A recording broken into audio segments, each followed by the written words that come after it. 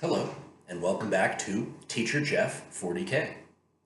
I would like to talk about making a list in Warhammer 40K with any army. And you can decide if you want to use power level or points values. These tips and tricks and advice is going to, is going to. Anyhow, it will help for both power level and points values. What you want when you're building a list, there are a couple of things. Firstly, you want to look at whether you're going to build a certain detachment or not. Now with open play and power level, you can usually just bring anything you want, all the models you want to bring. But if you're leaning more towards matched play, typically you want to form something into a detachment. You don't have to, but you do get benefits for doing so. And these benefits are quite big.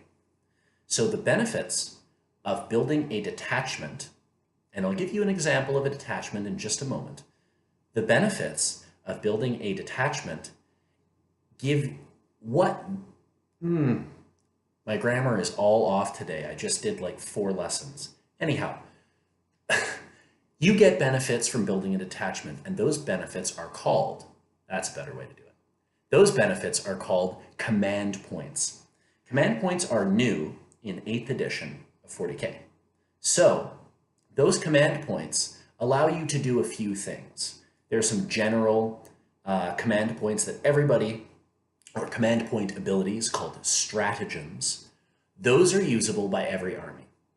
And there are 3 big ones that you're allowed to use if you're any army at any time. So the first one is very, very, very useful. And I would say it's probably the most commonly used. It is called a command reroll.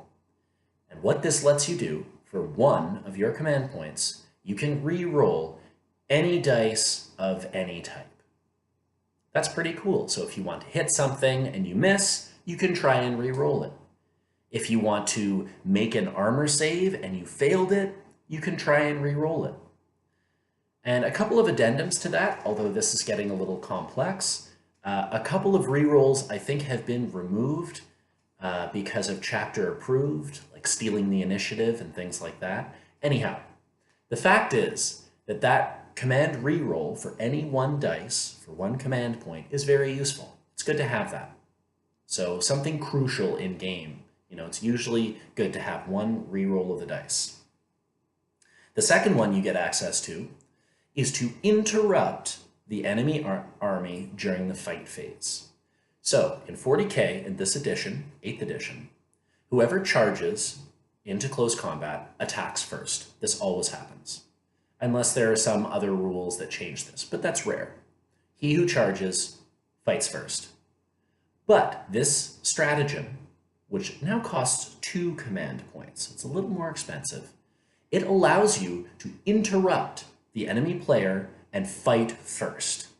So if you think your unit that is in close combat is going to die because of the other guy's unit, you can choose to interrupt for 2 command points. And finally, the third stratagem that everybody gets will allow you to automatically pass any morale test. Morale can be very brutal in 40K. It can make you lose more guys than you want to. So, for example, if you have a large squad, let's say of 10 guys, and you lose 5 of those guys, when you roll for your morale, if their leadership is not very good, chances are you're going to lose more than those 5 guys you already lost. So you can choose for 2 command points to automatically pass a morale test. And those 5 remaining guys will stay. So everybody has access to these 3 stratagems: re-rolling a dice, automatically passing a morale test, and interrupting in the fight phase. But you need to have command points to use them. They cost command points. So if you build a detachment and you are called what is battle forged, you get access to command points. So, the most basic detachment is called a patrol detachment, and it requires that your army has at least one HQ choice, so a commander type character, and a troops choice. So you need both of those, an HQ and a troops, and you will have a patrol detachment. So this will make your army battle forged, and you will get 3 command points that you can spend on different stratagems during the game. Now, you can also build, if you have a larger army, you can build other detachments that will give you more command points. I'm not going to go into detail for all of them, but the larger the detachment you decide to bring, and the more requirements for that detachment, typically the more command points you will get. Anyhow, that's one thing I wanted to talk about when building your list. You kind of want to try and take advantage of these command points. Again, this is not a requirement. You can, like I said before, bring all the models that you want. There's no detachment or organization, just I want these guys and him and that, and this is my army. Let's fight. That's okay too. You will not be getting the command points though, unless you can find a detachment that those models fit into. So there's that to keep in mind. And there's also a sort of balance that you want to keep in mind as well. You want to balance your army and have them do different roles. You will find that maybe you like a certain unit in your army. Let's say it is a Space Marine Predator tank with las cannons. Las cannons are incredibly damaging, very powerful, and a Predator tank is a pretty tough tank. But if you take an army that is only Predator tanks, let's say you take 5 Predator tanks, that's your army, that's it. You will have a tough time fighting a battle. You will demolish some vehicles, you'll hurt some monsters, definitely the Predator is an excellent tank. But you will have trouble doing other things, such as dealing with lots of infantry. A Predator with las cannons all over it is not going to deal that much with infantry. It's also not going to be very good at capturing objectives, which is another big thing in this game. So you want to kind of balance. I like to think of it as 3 different things to balance. The first one is dealing with heavy, high wound targets like vehicles and monsters. So that Predator tank we talked about, it's good at that. It has las cannons. It's very good at that. So you want that, something that is good at dealing with heavier targets that have a lot of wounds. You want some of that. The second thing you want is sort of the other end of the spectrum. You want things that can deal with infantry. So a las cannon shot at infantry will kill one of the infantry because it's only one shot.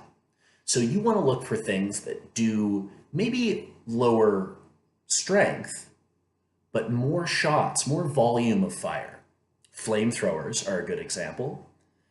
Heavy bolters. Or perhaps it's a squad that has a lot of small weapons like bolters or las guns.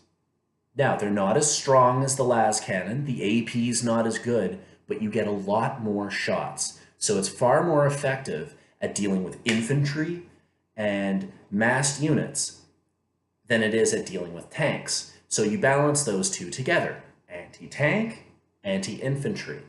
And then the third thing you want is something that can capture objectives and sort of move around the board, your ground holders, if you will. These typically, for most armies anyways, are the troops. Troops in most armies, at least if you have your codex, they will capture objectives better than units from, say, the elite slot or the fast attack slot. They will always capture them better. Typically, there is a rule that allows them to supersede capturing an objective over other units. I'll give you an example because that sounds rather complicated. I have 5 Space Marine tactical Marines. Those are a troop choice. They have a special rule called Defenders of Humanity. It means that they get to capture an objective even if there are other enemy models on that objective. So there are similar rules to this in other armies, but it's the same thing. They won't be called Defenders of Humanity, it'll be called something else, but you'll see it. The troop choices in your army will be able to capture objectives better than other units. So in that example, I have my 5 tactical Space Marines. And then in the enemy's army, he has the same Predator tank we talked about that has 4 las cannons. The Predator tank is on objectives. One of the objectives, let's say objective 1. It's standing there in the objective. My 5-man Space Marine squad comes over and stands next to the objective as well. My Space Marines capture the objective because they are a troop's choice in the Space Marine Codex. So you want those 3 things when you're trying to make a well-rounded list. You want some anti-tank or monstrous creature, you want some anti-infantry, and you want some things that can capture objectives well. And a cool combination, if you can manage to find something that captures objectives well and does one of the other jobs, that's a bonus. So if you can find a squad that is excellent at taking care of infantry, but it's also a troop choice and it's also very good at grabbing objectives, you can do that too. Now there's also, this delves a little deeper into more complicated areas, but you do not need troops to capture objectives. They are just better.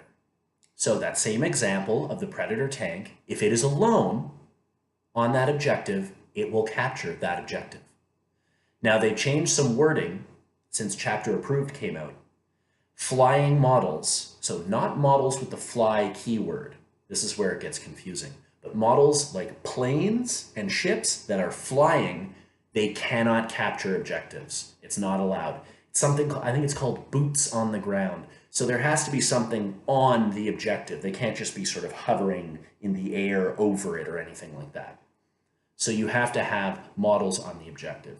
But as it stands, anything, with the exception of those things flying, can capture an objective. So sometimes it's good to have a very fast unit, even if it's not troops, for capturing objectives much later in the game. This can be the difference between victory and defeat. So I hope this helped you. If you have any comments or maybe some extra advice on putting a list together for an army, I'd love to hear it.